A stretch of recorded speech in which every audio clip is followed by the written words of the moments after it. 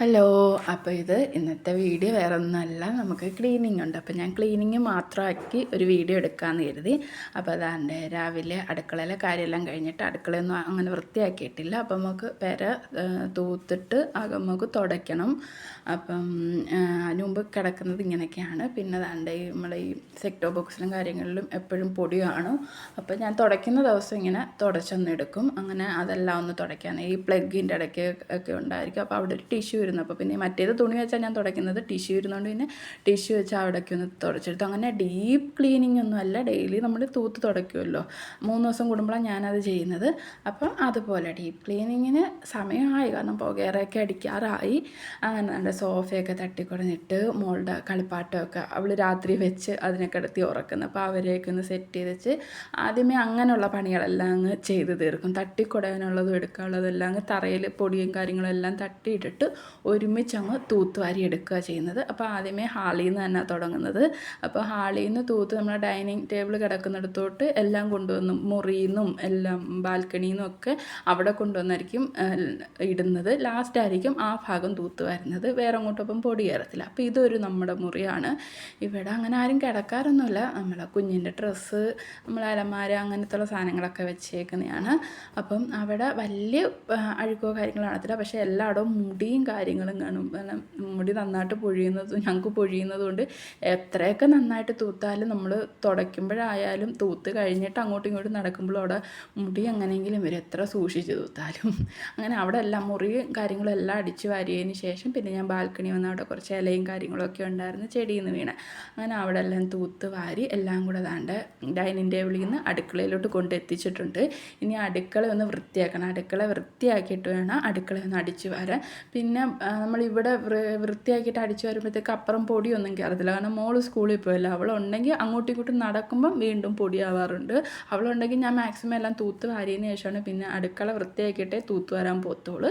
അങ്ങനെ വേണ്ട എല്ലായിടവും അടുക്കളയെല്ലാം വൃത്തിയാക്കി തൂത്ത് വാരി എന്നിട്ട് തുടയ്ക്കാൻ തുടങ്ങി. ആദ്യമേ ഹാളാണ് തുടയ്ക്കുന്നത്. ആദ്യം ഡൈനിങ് ടേബിൾ തുടച്ചിടും, അത് കഴിഞ്ഞാൽ പിന്നെ ഹാളാണ് തുടപ്പ് തുടങ്ങുന്നത്. ഹാള് തുടച്ച് ഫാൻ ഇടുമ്പോഴത്തേക്ക് മറ്റേ ഒക്കെ തുടയ്ക്കുമ്പോഴത്തേക്ക് ഹാളങ്ങ് ഉണങ്ങി കിട്ടും.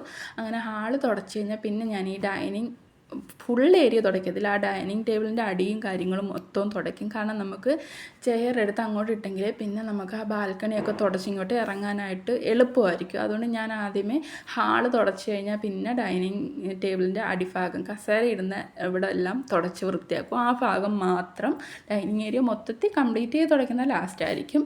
പിന്നെ ഞാൻ മുറിയിലോട്ട് പോയിട്ട് ഈ മുറിയിൽ അങ്ങനെ ആരും ഒരാളുണ്ട് കിടക്കുന്നത്. ഇവിടെ കിടക്കുന്നത് ഒരു എലിയുണ്ട്. അയാളാണ് രാത്രി ഇതിനകത്ത് കിടന്ന് മറിയക്കും കാര്യങ്ങളും കംഫർട്ടൊക്കെ മുക്കി ചേച്ചി പുതപ്പൊക്കെ വിരിച്ച് കൊടുത്തിട്ടുണ്ട് വന്ന് കിടന്നുറങ്ങാനൊക്കെ. അപ്പോൾ അയാളാണ് ആ മുറിയിൽ കിടക്കുന്നത്. അപ്പോൾ പിന്നെ ആ മുറിയൊക്കെ തുടച്ച് വാരിയിട്ട് പിന്നീട് നമ്മുടെ ബാൽക്കണിയിൽ വന്ന് ഈ ഇടയ്ക്കിടയ്ക്ക് ഞാൻ ഈ കുനിഞ്ഞ് പറക്കി എടുക്കുന്നത് മുടിയാട്ടോ, ഇങ്ങനെ തുടച്ച് വരുമ്പോൾ മുടിയിട്ടും.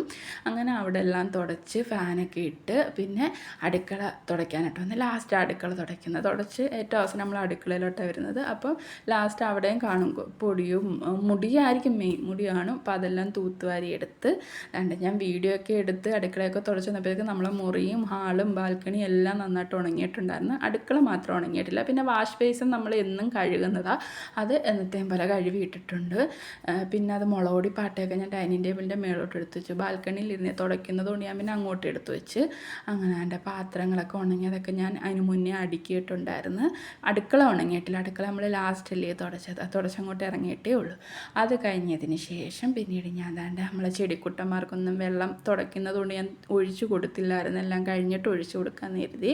പിന്നെ അത്യാവശ്യം നനവൊക്കെ ഉണ്ടായിരുന്നു. അപ്പം വേണ്ടവർക്ക് കുറച്ച് വെള്ളം കൊടുത്ത് ബാക്കി എല്ലാവർക്കും വെള്ളം സ്പ്രേ ചെയ്ത് കൊടുത്തു. മണി പ്ലാന്റൊക്കെ നല്ല രീതിയിൽ വളരുന്നുണ്ട്. പക്ഷേ എനിക്ക് പാവയ്ക്ക പണി തന്നു കേട്ടോ. അതിപ്പോൾ എന്താണെന്ന് ഞാൻ പിന്നെ പറയാം.